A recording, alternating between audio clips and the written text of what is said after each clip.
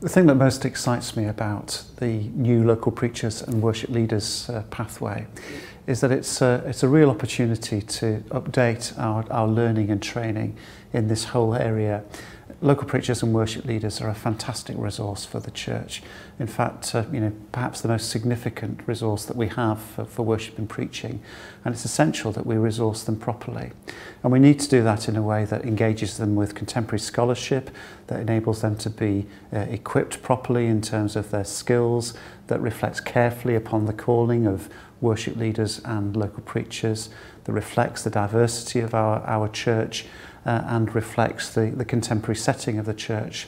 And the new programme that's been developed helps to do all of those things and sets it in a context of lifelong learning for worship leaders and preachers, and this sense of ongoing development within a lifelong calling.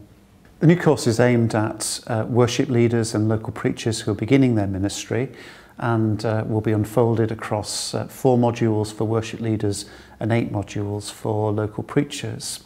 But the way in which the course has been designed enables it to be used in a variety of contexts.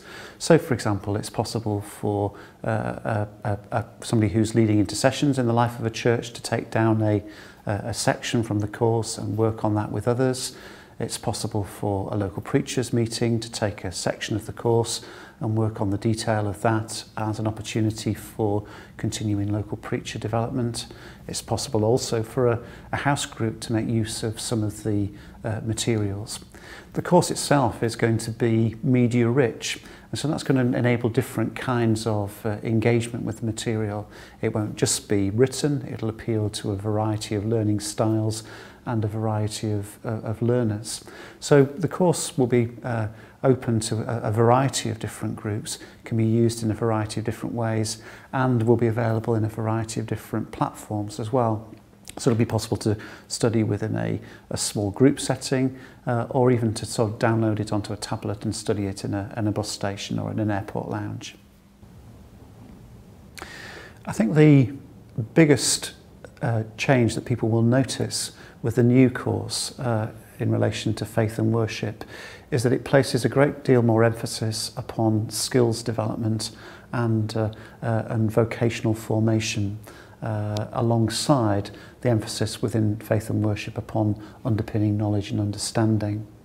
So what people will observe as they're going through the course is the same kind of theological rigour that you get in faith and worship, obviously updated, taking account of contemporary scholarship, but in a way that actually both enriches the development of their calling and locates it in the different contexts of the life of the church, and in a way that helps them to develop particular skill sets that will enable their ministry.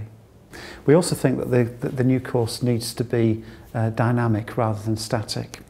One of the difficulties with faith and worship, inevitably, given the period when it was written, is that it's a relatively static resource, difficult to update. The new resource will be much more media rich and will have an online presence, as well as a more traditional mode of delivery. And this should enable us to adapt it and develop it in the years to come much more easily.